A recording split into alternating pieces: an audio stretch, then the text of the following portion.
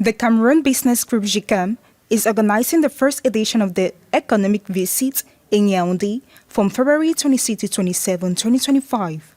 The theme of the event is Relaunching the Cameroonian economy in the context of profound changes in the global economy.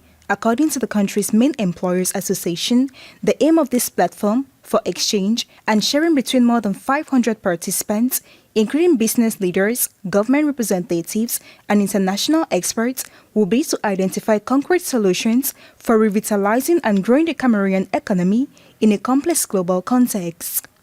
Tony Elumelu, chairman of the UBA Banking Group, was chosen as special guest for the first edition. In concrete terms, the event aims to provide innovative solutions for Cameroon's economic development in a variety of themes.